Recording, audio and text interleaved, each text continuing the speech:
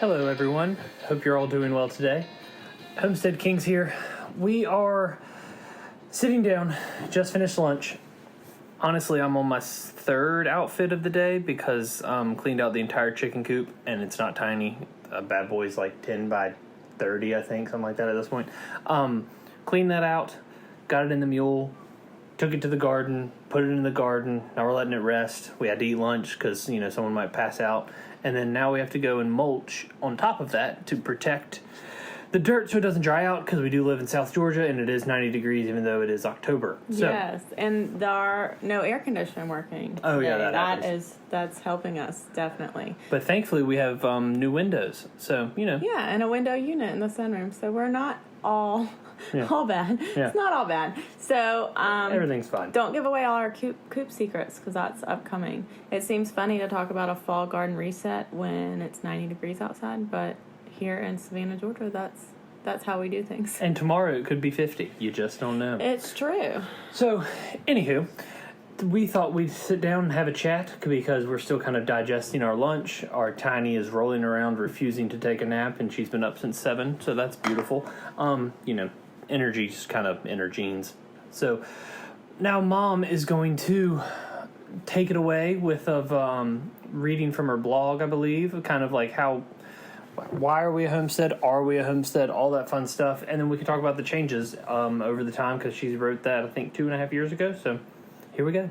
Yeah, so today I really wanted to jump into what makes a homestead. It's one of those words that people use, and it has a very general meaning.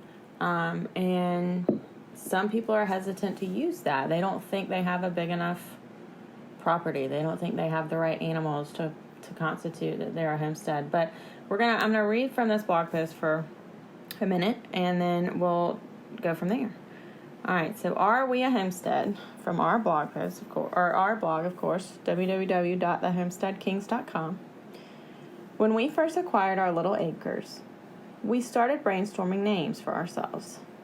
Those of you who have followed this blog may have noticed that it used to be my craft furniture redo blog, but it is now transformed to fit our current life. It's purely for my pleasure, others' curiosity, and those arbitrary moments when I just want to write. Back to the name. It comes down to how do we categorize ourselves.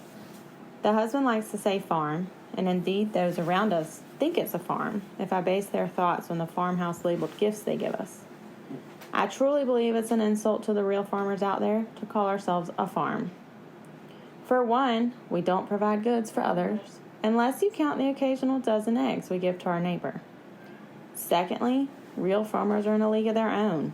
They make a living working tirelessly, preparing food for the entire country, all while dealing with crazies who have little understanding of crops and livestock, calling for more regulation and subsidies on crops and livestock.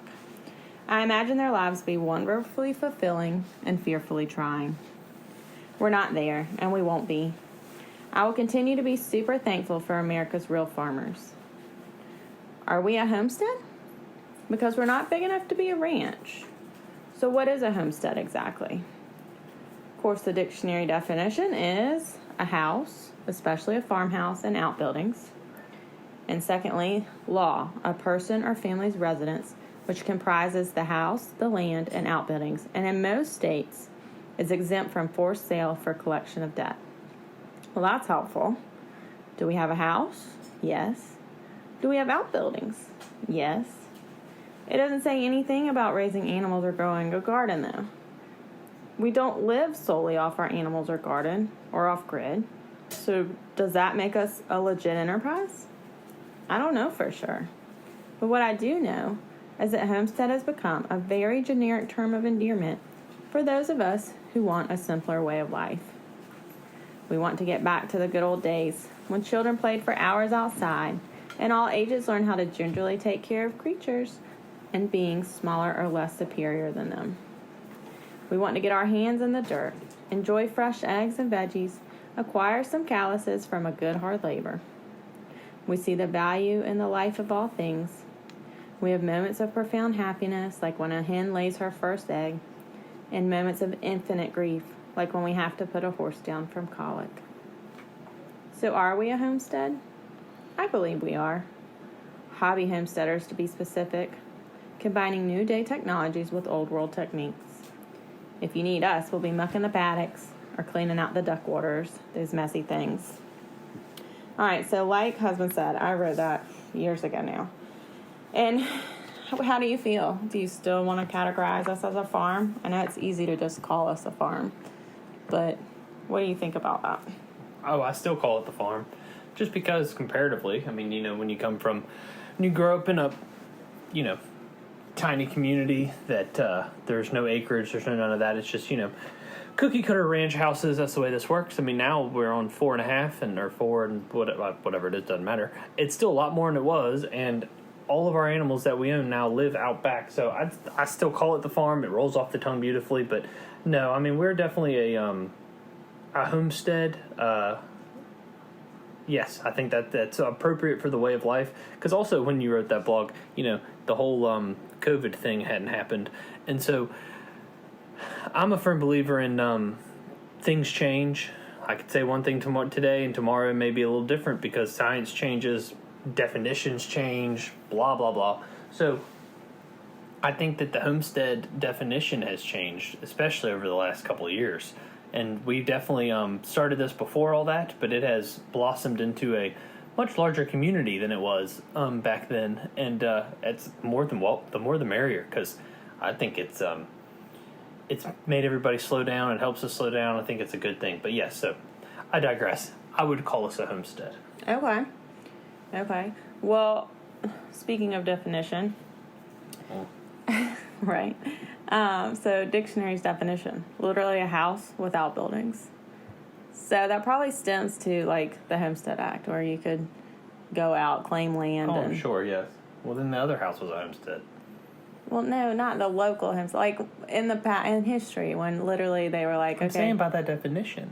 Oh, right. We had outhouses. That's true. I was like, come on. no, I know we. I'm speaking to your definition. Right. But in history, there was a time where the Wild West was established by people who said, like, listen, I'm going to go out here. I'm going to find a piece of land and make it into something. I'm going to make it productive, and I'm going to do my best. Well, they're going to need to live. Right, exactly. And if they're going out there to live, you're going to have to do everything. And they're on their own. Right. They That's were. what I'm saying. There in a wasn't lot of Walmart. ways. I mean, they had to do it. Right. And until little towns built up in the gold rush, I mean, you were very much either on your own or you had a little community to lean on. Called the Wild West for a reason. That's right. So I think throughout history, at least our American history, that's where that's what you think of, at least when you just say homestead. That's what we think of. Well, that's what I think a general person thinks of. I mean, when we named ourselves the Homestead Kings, and we literally did that purely for our own pleasure. Oh, yeah. And it's it's a life joke. logo. We think it's fun. Yes. Yeah, I wear the University of Georgia, America, in our logo. That's pretty much it. Yes. And when we did that, I remember it was like a joke. Like, we're the Homestead Kings, like Kings of Homestead, obviously. Obviously not. We're in our 30s, early 30s now, and we still have a long way to go to become experts at anything regarding farm stuff.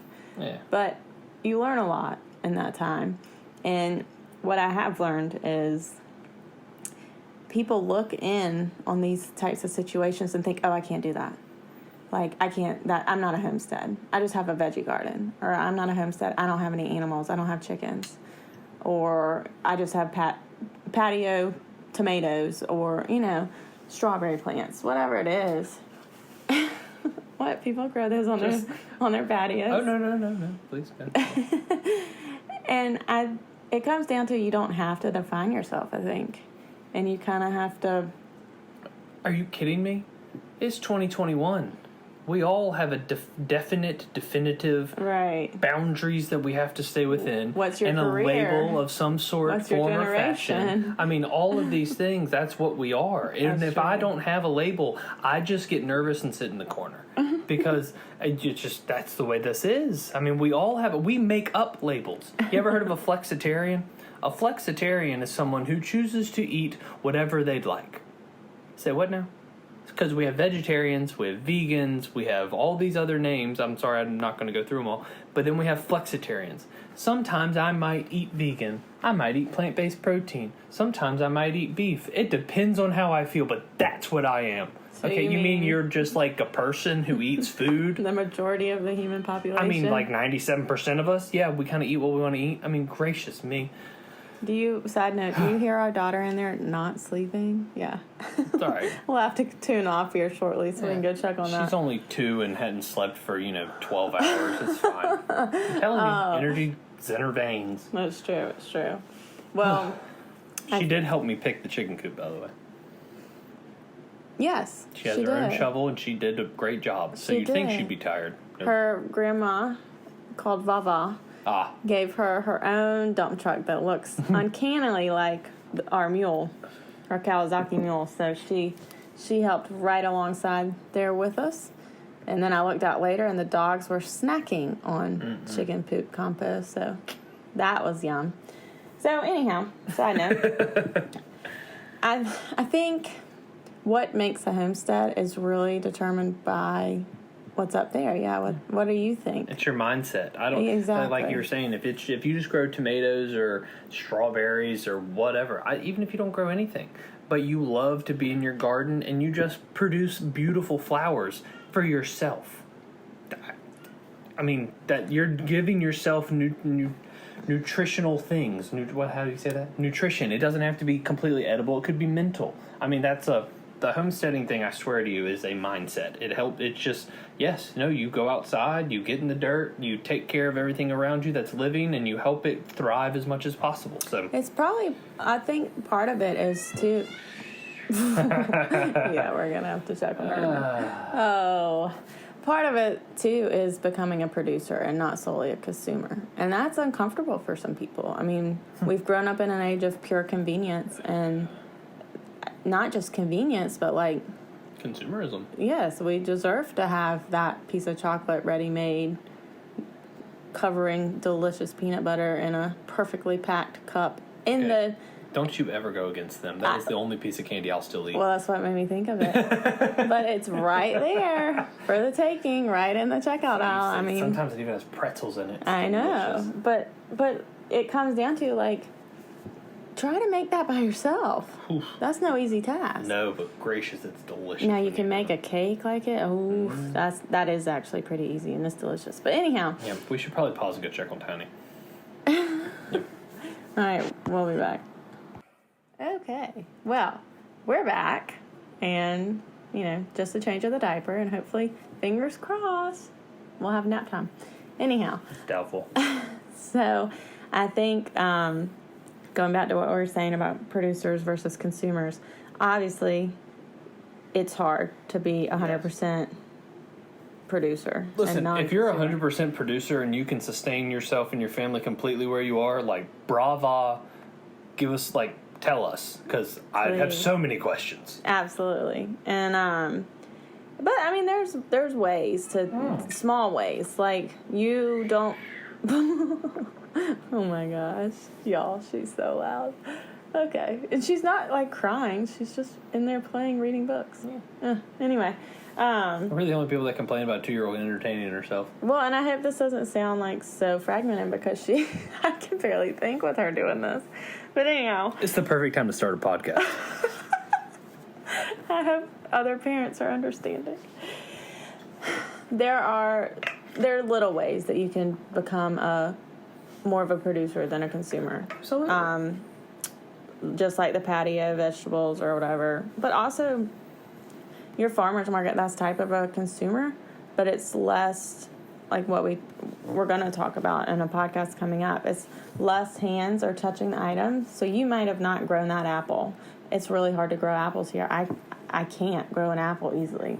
So we buy our apples from North Georgia, and they come down. But it doesn't come from, gosh, where do apples come from? An entirely different country and on a truck. Right, exactly. And then ship.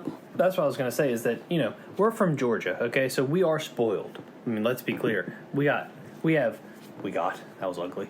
We have Vidalia onions, okay?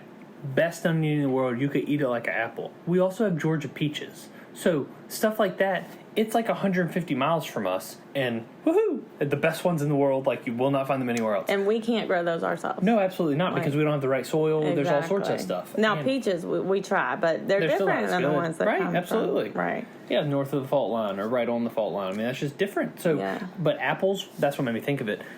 The state of Washington, you have the best apples in the world. I mean, they're just delicious. Are they? They are so good. And so I'm not going to, like, I'm sorry, call me bougie. I'm not going to knock at the Washington apples. They're Really? so good. So they're delicious. You just but I'm negated saying, what I just No, said. I didn't. I'm saying there are some instances to where you don't have to be 100% self-sustaining. If you want the best apple, you're going to get the best apple. We can say, oh, well, I'm not buying an onion from anywhere else. Well, yeah, Vidalia is like 100 miles up the road, and that's the best onion you'll ever get. We're just trying to get to the point to where you can stay local, you can stay focused, you can stay producing as much as you can within your region. But, you can't expect everyone, say you live in Canada, you probably can't grow tomatoes like we can. No, not without a glass house. Exactly. So I'm not trying to counteract what you're saying. I'm trying to say, everyone's different. Like, it's different with the regions you're in, the zones you're in, all that fun stuff. Well, that's still consumerism if you're waiting for a truck from Washington for apples. Yes, absolutely. Yes, yeah, because we're still consumers. So that's how you're picking and choosing, like, where you are. Yes, absolutely. That's what I'm saying. So, like, if you live up there, like, bravo, you get local apples, you pains in the butt, you got the best apples ever, but you can't have our peaches without having to ship them across the country. We have at some point created this monster ourselves, because we live on a homestead and we have 60 something birds in our backyard, and we produce our own eggs, and we have a food forest that is scary productive with bananas and apples and plums and strawberries and asparagus finally, our and apples kale are not and producing PS. Yes, they are. I had one last year. Okay. Yeah, it might have been when we bought the tree, but still, we had one. But I'm just saying, like, it's not, like you said, coming across country lines. We're still supporting and making sure that it is from here, and it is as close as humanly possible. And sometimes, you're going to step out of the bounds, and you're going to get something a little bit farther, because, growing an avocado in South Georgia is not the easiest thing in the world, but if you love avocados, you have to do what you got to do. Right. So it's just part of that, connectivity, at least understand where it comes from, because especially on, like, flour. So, like, we buy, you can go to the store and buy a bunch of flour, or you can find the farmer. Some of them are sustainable enough to where they have their own websites. You can order from them. You get 25-pound bags. Like, yes, we're still consumers, absolutely, because we're not going to be able to go out back and harvest our wheat and mill it down and get us to that point, because that seems like a whole lot of work. No, we don't have this set up. We don't have the space. Exactly. There's no way you could be like that. Right. And so, thank you for all the large farmers, like she said in her blog, for handling all that kind of stuff. Right. And if we can buy it straight from the farm, then I'm doing that. I'm doing that all day long. We buy it straight from the mill. And that's what I'm sorry, mill, not the farm. We're in no way sponsored by this mill, but we order all of our flour from Lindley Mills. Oh, yeah, and they're awesome. And they're great. We get 25-pound bulk bags, and it's a good quality flour. Absolutely, and it holds well. When you get it in, it comes in its paper bag. We do repackage it, all that fun stuff to make it last a little longer. But we also, Kira makes our bread once a week, and we have our sandwiches, and we have, that's amazing. So that's like another little step you can do, speaking of flour. And I remember a time when we would buy a little, what are they, 1 pound things of white flour, and it would sit in our little flour crop until it got bugs. Yeah. I never touched that flour. You didn't either. We would, unless I was battering chicken. Yes, unless that. But we didn't make bread. I baked sometimes, but there's a satisfaction that comes with this lifestyle and living on a homestead, and it isn't just an outside thing. It comes inward, in that we don't cook everything from scratch. Like, we can make potato chips. Arthur swears they're just not as good as the potato chips he could buy for Boulder, Colorado. Okay, those are the greatest potato chips in the history of the world. But sometimes we do make our own potato chips. Absolutely, we make our own chips all the time, and then we make our blue cheese, and then we have some fun with that. That's awesome. But I can't produce that salt and vinegar. That's just insane. But there's a lot of things that you can produce and make from scratch. Absolutely. That it may take bread making, it takes more time than steps, I think. Like, it takes some forethought. Well, that's because we cheated and got a bread maker. We did, and you know what? That has helped a lot just with time, because I can just hit the start. That's what I think. But don't ever bake in the bread maker, because they come out hard as a rock. Oh, it's bizarre. And huge, square. It's not. But you can it mixes the dough for you. Right. That's some good stuff. And Absolutely. then I'll do the second rise in the oven, and then we'll. But that's bake also it off. part of what I was trying to say is that, we make our own bread. We have a bread maker that does all the hard parts. Well, I could do it, but Of course you that's could. the convenience that we chose to Absolutely, because do. at some point we are still, to put a label on us, millennials, that we love this kind of stuff and we want to get our flour straight from the mill and we want to make our own eggs, or make our own eggs. We want to feed our birds that produce our own eggs, and then we want to make our own breads. But we still love that little bit of convenience. Like, we don't have to sit there and churn our own butter. Like, we can use machines that help us do these things. And, I mean, we do have an Instapot for nothing else other than, it gets really hot here in the summer, and to not turn on the oven to burn up the whole house is nice. quite... Small appliances have become a thing. It's very much. We have a lot of We had those to build now. an island for them. We did. We literally built an island in our kitchen. There was no space for an island, but we built one just to house Oh, small yeah, it's kind of in the appliances. way, but it also blocks the path so the dogs Like, the can't come in there. Instant Pot has been a game changer. I mean, rice in 3 minutes and 10-minute resting time, it's amazing. Yep. And it's delicious. Yep. And then the bread maker, not only does it do this is not an ad for these things, but Oh, yeah, these whatever. are the I'm just, types of right. things This is just us. This is, helpful. where maybe you don't want to hand crank out some bread every week or every few days if you have a larger family. You can have these things, and it can help you. Okay, so we were a consumer of the appliance. We'll say that. Well, we bought the appliance, and I've probably used it, I'd say 500 times in the past year and a half. Oh, at least. Yeah, so, I mean, it makes life a little easier, and it makes it not so daunting. Because I think a lot of times people look in the window that is homesteading, whether it be stuff outside or stuff inside, and think, that's not for me, that's too much work. In fact, I actually know that, because the amount of people who say, ooh, that's a lot of work. How do you, especially when we were pregnant, how are you going to do that? Well, when I'm pregnant, that's real easy. It just took me a minute to lean down. We'll do a whole podcast on it. Podcast. What's a podcast? I don't know. That sounds cool. And then how are you going to do that with a newborn? Yeah, well, it's doable because this is our life. That's what people don't understand.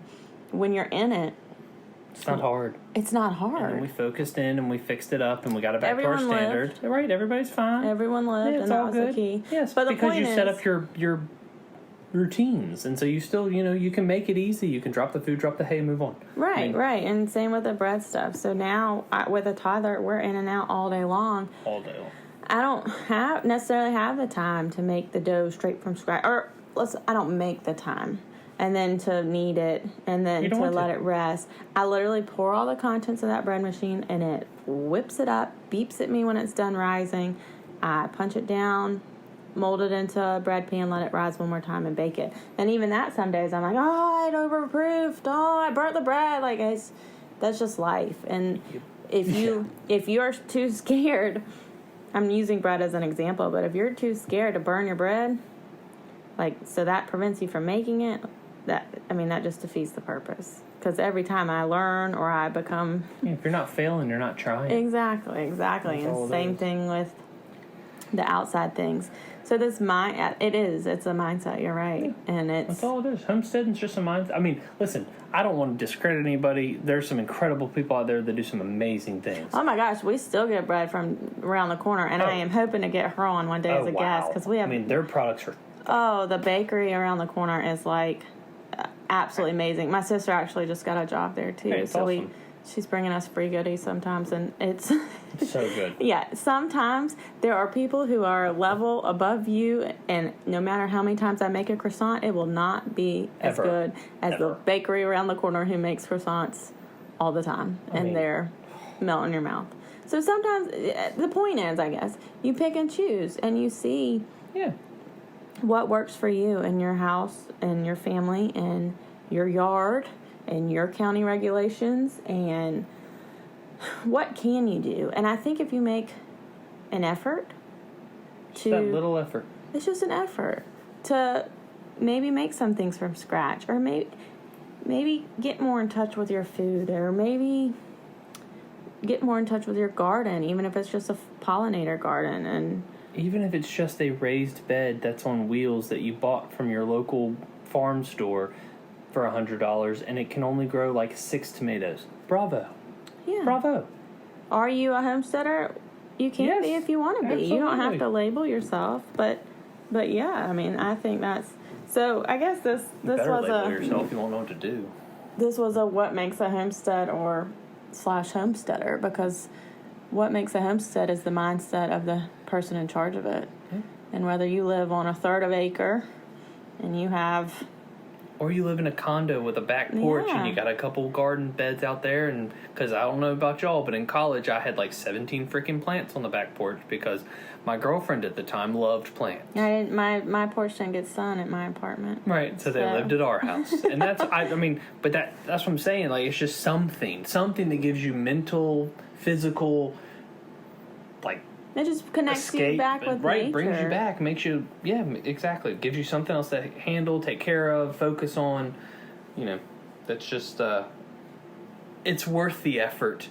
And honestly, it's not that much of an effort because, I mean, we have a lot to do outside. There's absolutely still a TV that I take outside and turn on when there's a sports event that I'd like to watch while I'm out doing things. I mean, True. It's just the way it is. So it's not like, we don't feel like, when people like look in and say, oh, that's so much work.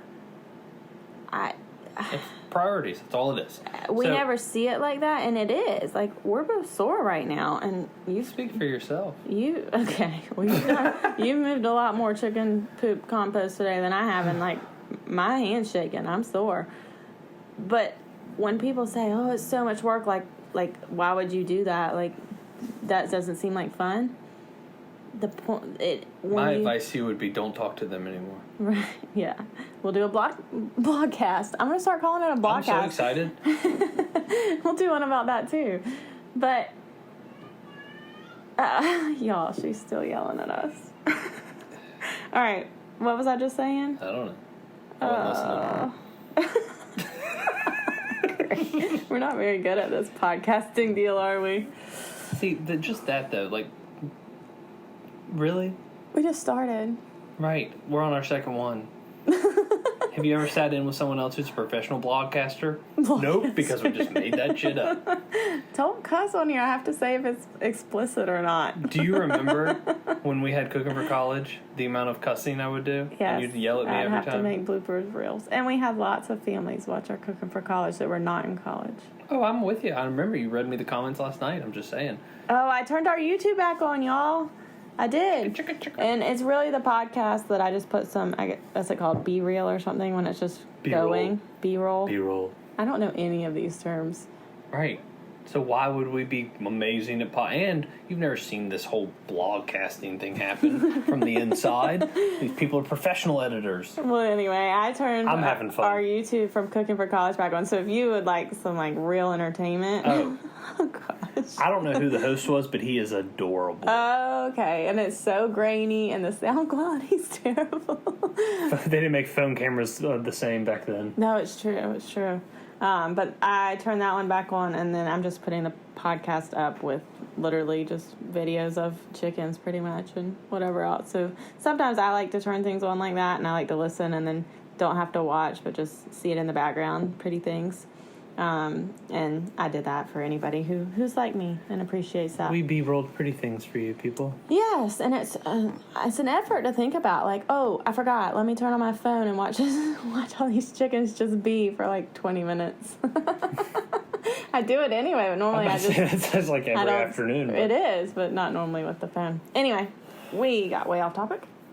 However, yes. Oh, gracious me. So, any last thoughts on what makes a homesteader? Because obviously we've come to the conclusion that what makes a homestead is the homesteader. Yes, absolutely. But that's everything in life, no matter what you're doing. Are you a professional this, professional that? I don't know. Do you want to be? Oh, that's what I was saying. What do you identify as? That's the wrong term. This isn't considered work for us because we've chosen this life. Right. And if you actively choose this life, then... have at it. It's fun. Yes, absolutely. Work's only as hard as you make it.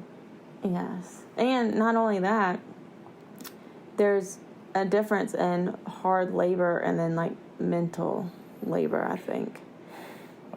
That's a fact. I worked in an office when we got out of college. When I got out of college. Well, I worked at a barn for a while as a horse groom, a very fancy, smancy barn. And I absolutely loved working with the horses every day. But the people sometimes were a little bit difficult. So I ended up going to a office where I was a PR director. For a sounds food very manufacturer. fancy. Yes, it sounds very fancy. But it really wasn't that fancy. But I did graduate with a PR degree from the University of Georgia, so it fit my degree. I was miserable every single day, and I hate that word miserable because I feel like life is as good as you make it. But sitting in that office felt like an absolute prison. Like, I would literally go sit in my car to eat lunch every day just so I could step outside into the concrete jungle where my car was, and I hated it. And you know what? Some people love that. They love that atmosphere. That structure. But I didn't. So that was mentally laboring for me, and I was always exhausted, and I never felt like I had the energy to work out or make good food.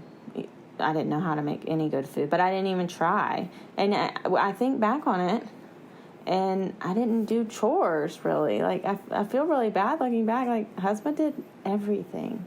I took care of animals. Like, and we had 4 dogs and some cats, and we got, like, 6 chickens. But it was... I look back on it not very fondly. Like, it wasn't a good time. You got us here. No. Of course, it had its purpose. I don't have regrets. I'm not saying you did. I'm just saying it got us here. It did. But I think that difference between mentally laboring and physically laboring, there's a difference. And husband comes home from work on Fridays, and he does work in the office. He has a lot of flexibility, and he's mostly running errands at grocery stores all day because his job's on the phone, so he can go to all the grocery stores because he likes that. You don't even buy anything; you just go and walk around. Yeah. I dread the grocery store. I cannot you kind of see what people are are giving you and what's out there and what's going on. It's freezing in there. First of all, okay, is so overwhelming. Are you crazy? There's it's like so many 90 degrees today. Mm-hmm. Right, so you walk into the grocery store, there's a little free AC. No. It's like a library with snacks. You need a sweatshirt. Yes, that's why. No, I don't agree. You don't think it's a library with snacks? But anyway, when he gets home on Fridays, like, he does work. And I put him to work now. We have pizza and movie night Fridays since he was born. And so his work is literally kneading all the dough and making the pizzas. But Saturday morning, I mean, he's up earlier than he is when he goes to the office. A lot of times I get a note that he's run some errand to go get wood or chicken food or whatever else he needs for his projects for the day. And if I have a project that needs help, I say, what does your day look like? And can we fit this in? Gracious. We'll have a whole podcast on that. Just tell him what you want. Just tell him what you need. It'll get worked in. Well, you have your own plans. Absolutely. And a lot of times it's extensive. It's hard labor, and there's something to be said about being able to turn your brain off. Absolutely. But I'm just saying, if you have some hard labor for me, just tell me what it is. I'll put it on the schedule. Right. And I imagine... I'm in a farmhand shirt. You are. I can attest to when that hard labor is every single day. Because when I was a horse groom, that job encompassed... It was not an easy task. I was ripped. I mean, I was like the most in shape I ever was in my life. And it wasn't, I'm not saying it was the hardest job in the world. I'm just saying it had its challenges physically. And I was tired. And it does wear on your body. So I'm not knocking that at all. But when you're able to choose to be physically laborious and then appreciate the outcome of your labors, and your animals appreciate it, and your child appreciates it, and your body appreciates it when you're able to give it better food for you or from scratch, non-processed meals. I